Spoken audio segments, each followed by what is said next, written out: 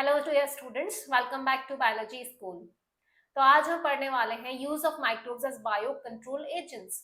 तो bio control होता क्या है हमारे पास में? बायो कंट्रोल का मतलब होता है use of natural organisms like microbes, insects और other living organisms to control pest and diseases. जब हम किसी नेचुरल ऑर्गेनिज्म को यूज कर रहे हैं पेस्ट और डिजीज को कंट्रोल करने के लिए, rather than use of chemical pesticides. Chemical pesticide की जगह हम किसी नेचुरल ऑर्गेनिज्म को यूज कर रहे हैं। वो कोई माइक्रो ऑर्गेनिज्म हो सकता है, कोई इंसेक्ट हो सकता है, जिससे हम किसी भी पेस्ट को किल कर रहे हैं।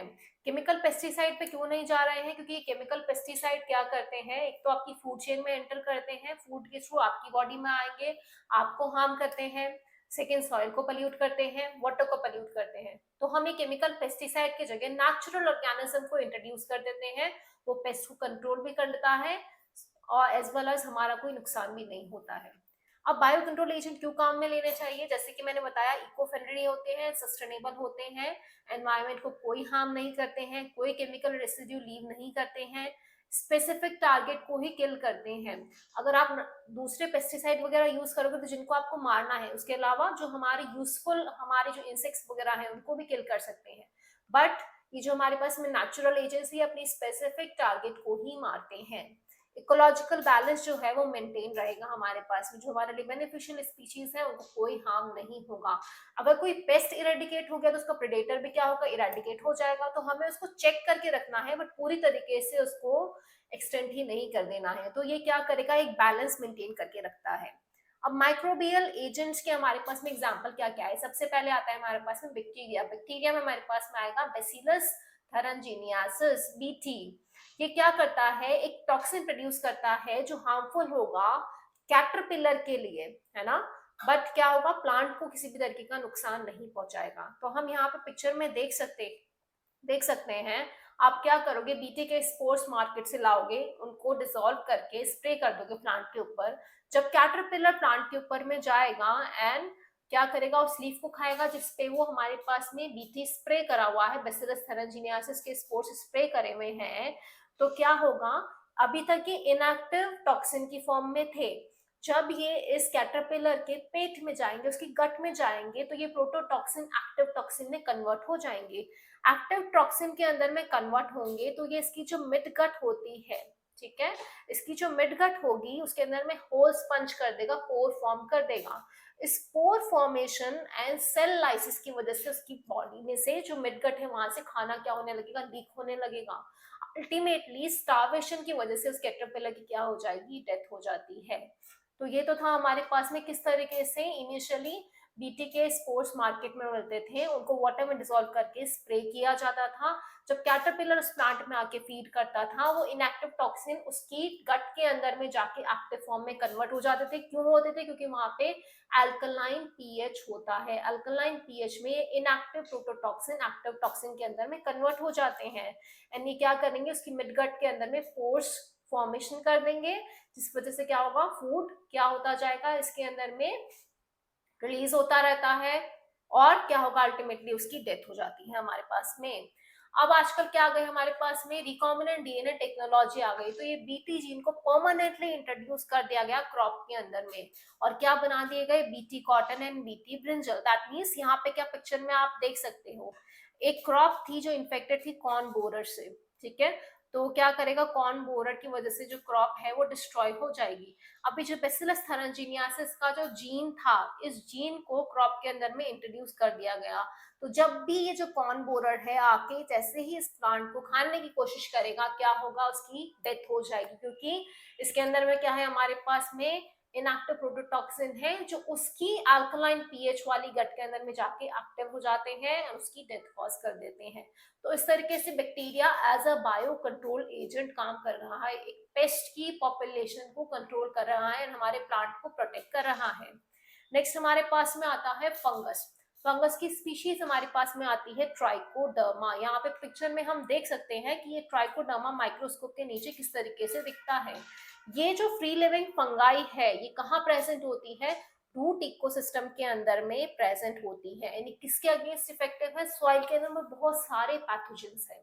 तो इस सॉइल बॉर्नी पैथोजेंस के अगेंस्ट क्या करेगा, ये हमारे प्लांट को प्रोटेक्ट करता है।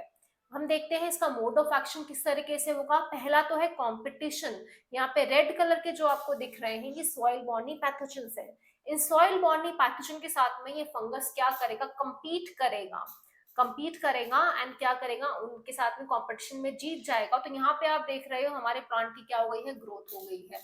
सेकेंड तरीका है कि ये कुछ एंटीबायोटिक्स रिलीज करेगा। बिफोर में आप देख सकते हैं कि यहाँ पे हमारे पास में पैथोजेंस प्रेजेंट है ना। अब जो आफ्टर में हम देखते हैं तो हमारे पास में क्या है, ये जो हमारा फंगस है ये कुछ एंटीबायोटिक रिलीज करेगा जो पैथोजन के लिए टॉक्सिक है। तो पैथोजन की डेथ हो जाएगी, इस वजह से हमारा प्लांट क्या कर रहा है, उसकी ग्रोथ इंक्रीज हो जा रही है। थर्ड है माइको पैरासिटिज्म। माइको पैरासिटिज्म का मतलब ऐसा फंगाई जो पैरासिटाइज करेगा दूसरे फंगाई को। तो ये क्या कर रहा है, हमारा जो ट्राइकोडर्मा का जो स्पीशीज है ये क्या करेगा, जो हमारे लिए पैथोजेनिक फंगस है इनको क्या करेगा, पैरासिटाइज करके इनको डिस्ट्रॉय कर देता है, किल कर देता है। ये थर्ड मोड ऑफ एक्शन था।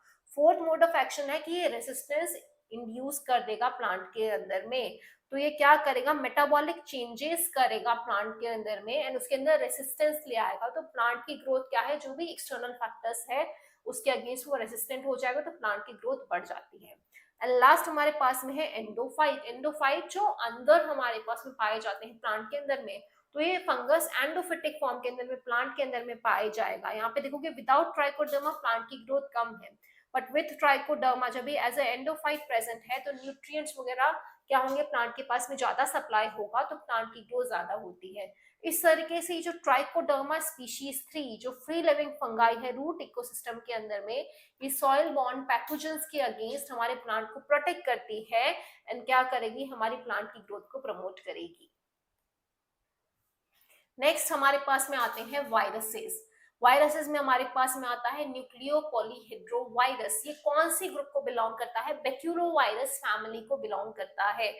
ये क्या करते हैं, स्पेसिफिक इंसेक्ट पेस्ट को टारगेट करते हैं एंड उनको किल करेंगे, जैसे कि कैटरपिलर्स हो गए, आर्मी वॉर्म्स हो गए। हाईली स्पीशीज स्पेसिफिक होते हैं, नैरो स्पेक्ट्रम इंसेक्टिसीडल एप्लीकेशन होता है इनका। नैरो स्पेक्ट्रम मतलब पर्टिकुलर इंसेक्ट्स को ही किल करेंगे, उनको ही टारगेट करके किल करेंगे, है ना। ऐसा नहीं है कि उसको स्प्रे करा सारे इंसेक्ट्स को मार दिया, नहीं, पर्टिकुलर जो इंसेक्ट है उसको ही टारगेट करके सिर्फ उसको किल करते हैं। और क्या है, सेफ फॉर ह्यूमंस। ऐसा नहीं है कि अब उस प्लांट पे हम फीड करें तो हमारे लिए सेफ नहीं है, हमारे लिए सेफ होता है एंड नॉन टारगेट ऑर्गेनिजम्स के लिए भी सेफ होता है हमारे पास में। अब हम एक छोटा सा वीडियो देखते हैं इससे रिलेटेड। न्यूक्लियो पॉलीहेड्रोवायरस को इंजेस्ट करने के बाद में जो कैटरपिलर होते हैं वो ट्री के टॉप पे चले जाते हैं। इनका ब्रेन इनके कंट्रोल में नहीं रहता है। क्या होगा, ये इनका बिहेवियरल चेंजेस होने लगते हैं, ये अपनी बॉडी से वाटर लूज करने लगेंगे, रीगर्गिटेशन हो जाएगा। इनकी स्किन कैसी हो जाती है, ब्राउन कलर की होने लगती है। इनकी स्किन क्या हो जाएगी, टीयर अपार्ट होने लग जाएगी एंड अल्टीमेटली इनकी डेथ हो जाएगी। इनकी बॉडी से ही और वायरस पार्टिकल्स रिलीज होंगे जिनके कांटेक्ट में और जो दूसरे कैटरपिलर आएंगे वो भी इन्फेक्ट हो जाएंगे एंड इस तरीके से ये जो वायरस होता है ये as a bio control agent act करता है, एक से दूसरे में स्प्रेड होगा एंड कंट्रोल कर देगा कैटरपिलर की पॉपुलेशन को। अब लास्ट हमारे पास में आता है lady bird and dragon fly. Lady bird and dragon fly को हम यूज करते हैं एफिड्स एंड मॉस्किटो से छुटकारा पाने के लिए। यहाँ पे आप पिक्चर में देख सकते हैं, आपको लेडी बर्ड नजर आ रहा है। ये लेडी बर्ड जो इंसेक्ट है किस पे फीड करता है, एफिड्स पे। यहाँ पिक्चर में आपको एफिड्स नजर आ रहे हैं।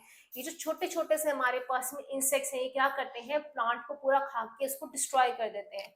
तो आपको कुछ नहीं करना है, आपने अपने जो फार्म है वहां पे लेडी बर्ड को इंट्रोड्यूस कर दिया तो वो अपने आप इन एफिड्स को खा के इनको क्या कर देगी, हमारे प्लांट को प्रोटेक्ट कर लेगी। सेकेंड आता है ड्रैगन फ्लाइज।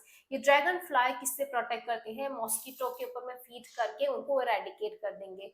तो इस तरीके से हम lady bird and dragon fly को इंट्रोड्यूस करके एफिड्स एंड मॉस्किटो को कंट्रोल कर सकते हैं। तो ये भी एक बायो कंट्रोल एजेंट हो गया, हमारा जो नेचर है उसको कुछ भी नुकसान नहीं हो रहा है और हमने क्या कर दिया, अपने प्लांट को पेस्ट से प्रोटेक्ट भी कर दिया है। अब इन बायो कंट्रोल एजेंट के एडवांटेजेस को हम क्या करते हैं, जिसमें देख लेते हैं। तो ये नॉन टॉक्सिक है ह्यूमंस के लिए, हमें कुछ भी इससे नुकसान नहीं हो रहा है, कोई पोल्यूशन नहीं हो रहा है, कोई सॉइल का डिग्रेडेशन नहीं हो रहा जो केमिकल पेस्टिसाइड्स के केस में होता है। क्योंकि वो हमारे खाने में एंटर करेंगे, उसको हम खाते हैं खाने को, तो हमारे लिए टॉक्सिक होता है। वो सॉइल का पोल्यूशन भी कॉज कर रहे थे, बट ये जो नेचुरल बायो कंट्रोल एजेंट है ये सॉइल को पोल्यूट नहीं करते हैं, बायोडिग्रेडेबल होते हैं, है ना। जबकि जो केमिकल्स वगैरह है ये क्या होते जाते हैं, जमा होते जाते हैं हमारी सॉइल वगैरह के अंदर में। इनको हम ऑर्गेनिक फार्मिंग के अंदर में काम में ले सकते हैं। ऑर्गेनिक फार्मिंग हमने लास्ट लेक्चर में देखा था, है ना। अगर आपने वो लेक्चर नहीं देखा था तो आप जाके इस लेक्चर को सुन सकते हैं। लिमिटेशंस क्या क्या है इसकी, केमिकल्स की कंपैरिजन में थोड़ा एक्शन टाइम जो होता है वो स्लोअर होता है, एनवायरमेंट स्पेसिफिक इफेक्टिवनेस है हमारे पास में, एंड रिपीटेड एप्लीकेशंस की इनको रिक्वायरमेंट होती है। ये थोड़ा सा लिमिटेशंस हैं बट इसके फायदे हमारे पास में ज्यादा होते हैं। तो ये हमारा आज का टॉपिक था, किस तरीके से हम माइक्रो ऑर्गेनिज्म को काम में लेते हैं as a bio control agent, जिसमें हमने पढ़ा सबसे पहले बैक्टीरिया, बैक्टीरिया में हमने पढ़ा था बैसिलस थैलेंजीनियासिस, देन हमने पढ़ा फंगस, फंगस में हमने पढ़ी ट्राइकोडर्मा की स्पीशीज, देन हमने पढ़ा वायरसेस, वायरसेस में हमने पढ़ा न्यूक्लियो पॉलीहेड्रोवायरस, और हमने एक छोटा सा वीडियो देखा किस तरीके से ये कैटरपिलर के अगेंस्ट एक्ट कर रहा था एंड उनको उनकी पॉपुलेशन को कंट्रोल करने का काम कर रहा था।